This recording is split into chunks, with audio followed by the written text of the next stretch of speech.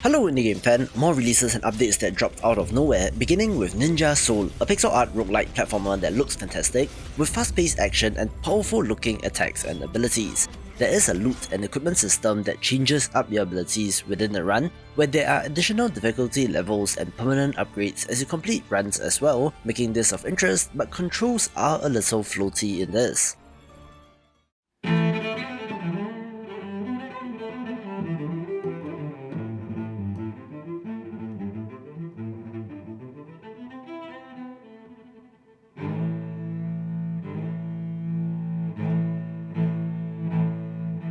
Plunder Panic is a multiplayer arcade action platformer that looks lighthearted and fun, where you're fighting over booty, trying to sink the enemy ship or to slay their captain, giving off vibes of Killer Queen Black.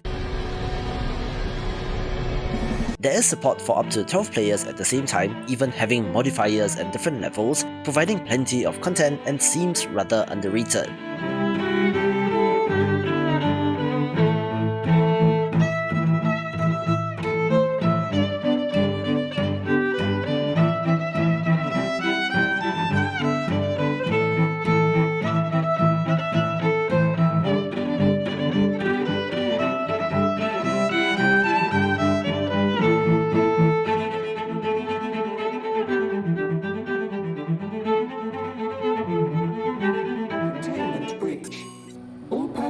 Report to designated stations. If you're a fan of asymmetric survival horror titles like Dead by Daylight, Monstrum 2 might be of interest, releasing out of early access, although it does currently have mixed reviews.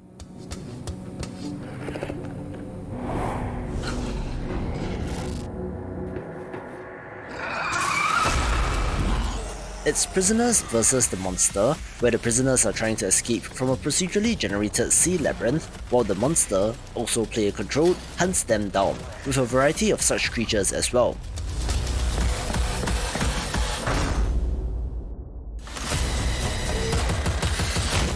However, player population is a huge issue with this and does not have AI support, so only get this if you have friends to play with.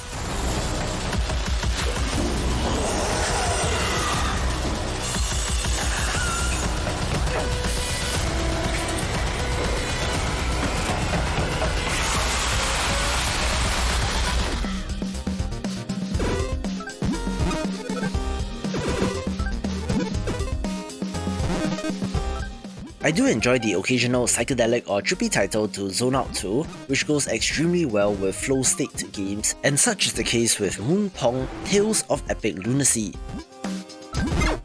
At its core, you're playing Pong with yourself, bouncing the ball off your paddle, and then moving to the other side to receive it, but where there are enemies along the way.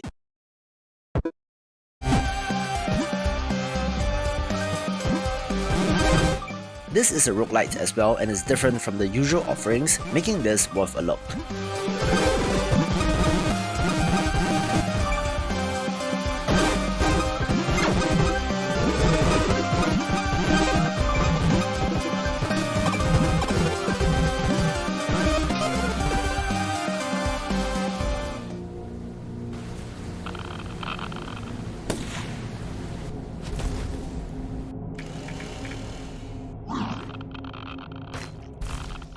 Developer Golden God Games have been chugging along with development, recently releasing Mutant Meltdown, a hex-based survival strategy RPG that looks kind of neat.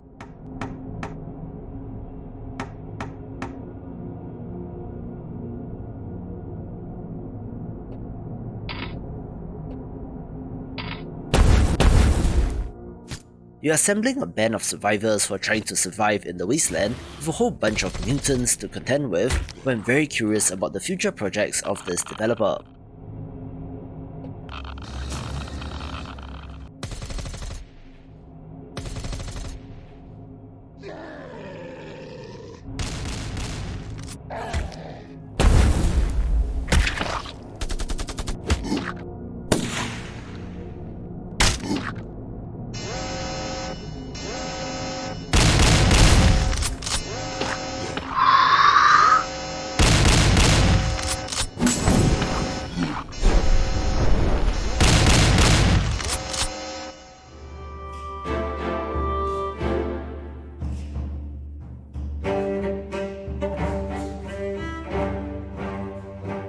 I saw a statistic the other day that Timberborn has sold an astounding 750,000 copies in 12 months of early access, which, at $24.99, means...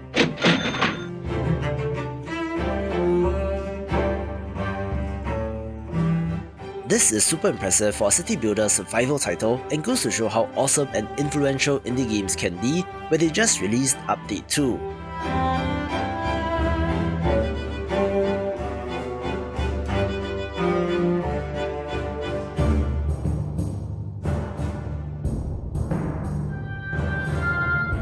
The main highlight here is the addition of golems, essentially mechanized beavers that you can put to work, with a new terraforming feature that lets you shape the land, as well as a host of additional tweaks and changes.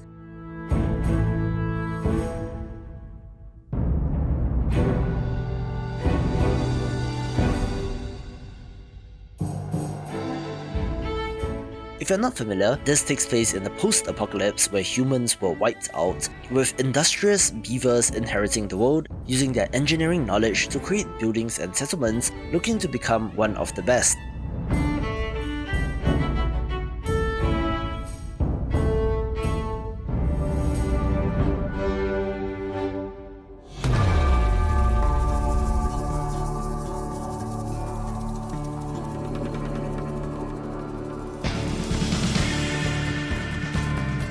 Deadwater Saloon slipped under my radar, but this tycoon game where you run a Wild West saloon looks super neat, where this is a very nice change from the very common medieval inn simulator.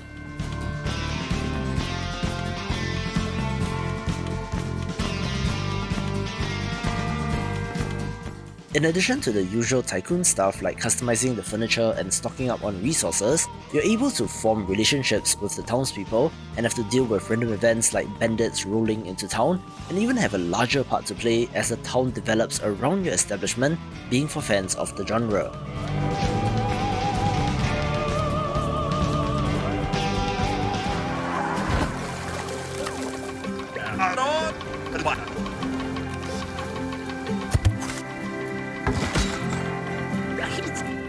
The black and white adventure game Toem from last year is a delight, where you go around the world, taking photographs and helping people, with an awesome free update titled Besto Region.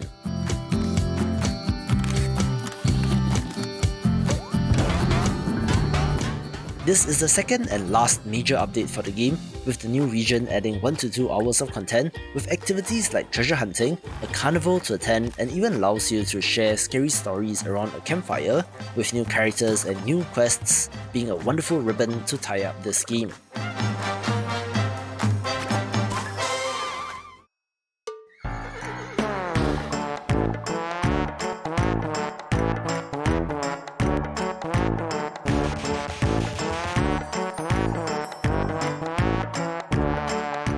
If you've been paying attention to games coverage, whether on YouTube, Twitter, or on traditional press sites, you would have probably come across Trombone Champ, a brand new rhythm game that is such a refreshing change.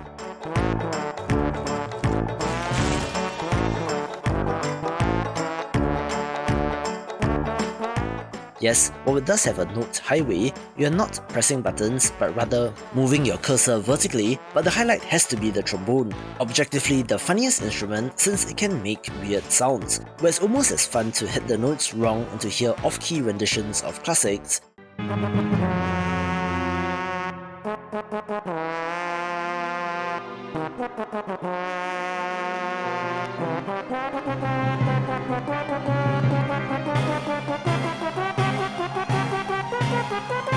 Being an amazing indie dev story as well.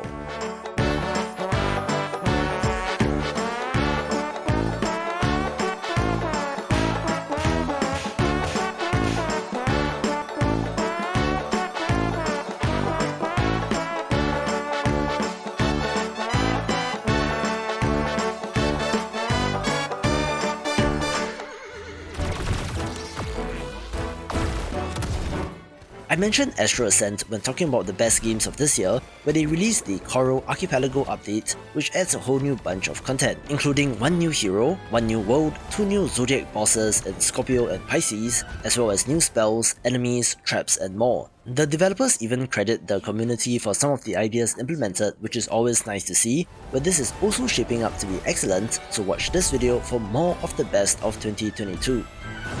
Finally!